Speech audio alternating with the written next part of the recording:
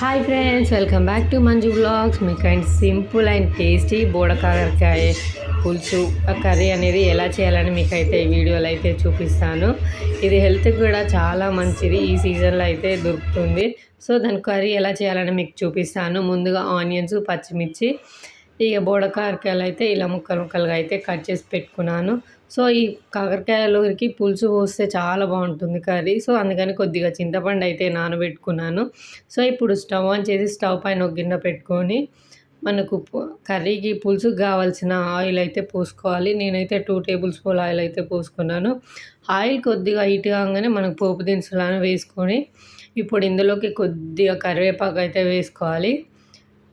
ఇప్పుడు ఇందులో కట్ చేసి పెట్టుకున్న పచ్చిమిర్చి వేసుకొని మంచిగా ఫ్రై చేసుకోవాలి.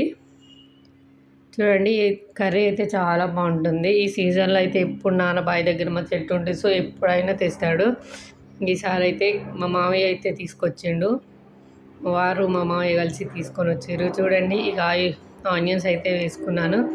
ఈ ఆనియన్స్ బాగా మక్కే వరకు ఒక 5 మినిట్స్ పాటు మంచిగా ఆయిల్ అయితే ఫ్రై చేసుకోవాలి. చూడండి, ఇప్పుడు ఇందులోకి కొద్దిగా పసుపు,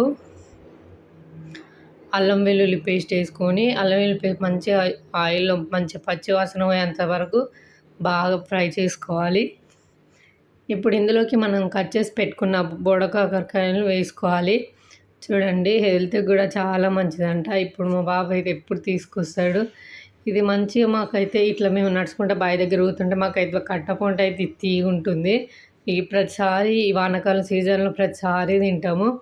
చూడండి, ఇక బోడకాకరకాయలు వేసేసిన ఒక 5 నుంచి 10 మినిట్స్ పాటు ఇలా ఆయిల్ అయితే ఫ్రై చేసుకోవాలి.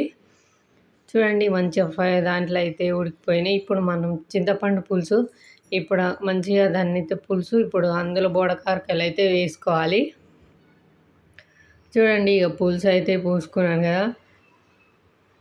ఈ పులుసు పోసినాక ఒక 5 మినిట్స్ పాటు మంచిగా పులుసులో అవన్నీ పులుసు మంచిగా కారకాయలు పట్టేంత వరకు ఒక 5 మినిట్స్ అయితే నేను ఉడికించుకోవాలి. చూడండి, మంచిగా పులుసు మంచిగా ముక్కలు అయితే మంచిగా ఉడికిపోయినాయి.